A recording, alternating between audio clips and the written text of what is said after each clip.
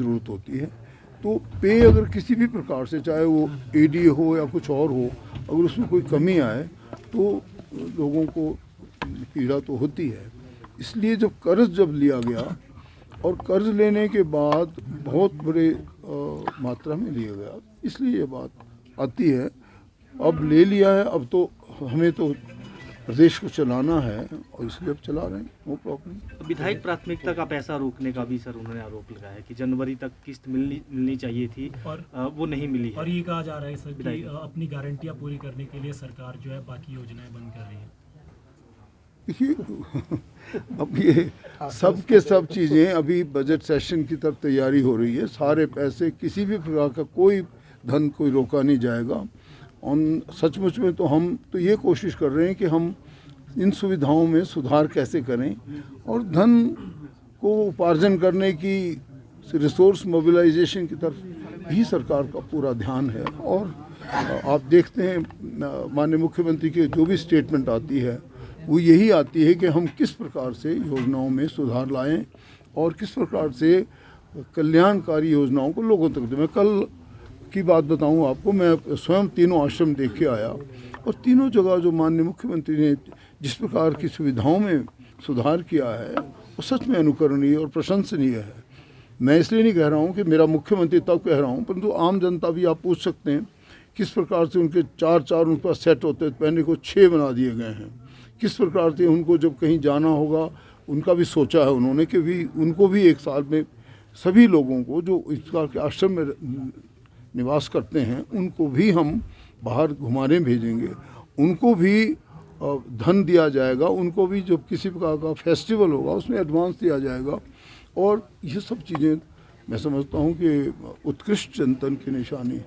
ऐसा ध्यान में है और इसका रिपोर्ट नहीं अभी तो हम बात हो रहे थे। राहुल रॉय जी ने क्या बात बोली, अगेन जो सिक्योरिटी गार्ड है सर आईजीएमसी के, उनका आरोप ये है कि जो एमएस है राहुल राव, उन्होंने कहा कि हमें जो अधिकारी हैं उनको जय हिंद ना बोले। ये तो कोई तो इस मामले की रिपोर्ट लेंगे आप जो पूरे अच्छा पूछेंगे, कोई ऐसी बात होगी। सर दूसरा एक जयराम ठाकुर जी कह रहे हैं कि जो हिमकेयर योजना है उसको बंद कर रही है सरकार, जो सुखविंदर सिंह सरकार है उनका ये आरोप है, क्या ये सत्य है? नहीं, कौन बंद कर रहा है उसको? गवर्नमेंट कर रही है, उनका बयान आया है इसमें। देखिए, ऑन द कॉन्ट्रेरी, मैं अभी रिसेंटली जब दिल्ली गया था तो मेरा सबसे पहला पॉइंट हिमकेयर को चालू करना था, उससे लिखा भी गया उनको। और आई मेंट केंद्रीय स्वास्थ्य मंत्री Shri Mandaviya ji who promise complete help in that. There is some shortfall of money but वो मिल जाएगा।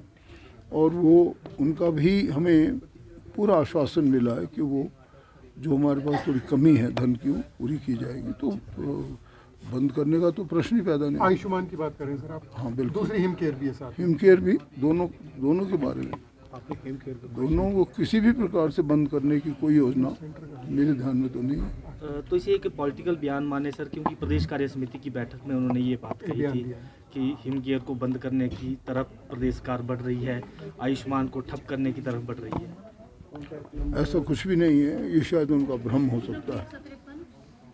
हिमकेयर हो चाहे आयुष्मान हो, हमें तो अपनी सुविधाओं में विस्तार और सुधार करना है, बंद करने का तो प्रश्न ही पैदा नहीं होता। बाकी सर प्रदेश में जिस तरह से कर्ज को लेकर एक पॉलिटिक्स हो रही है, पूर्व मुख्यमंत्री ने कल भी कहा कि कर्ज की जो बात कह रही है, हमें भी विरासत में कर्ज मिला था। और ये जो बयान दिए जा रहे हैं, अब सरकार चलाने की बात की जानी चाहिए और इस तरह के बयान नहीं दिए जाने चाहिए, क्या कहेंगे? देखिए, कर्ज देने की सीमा को हमेशा निर्धारण करना चाहिए।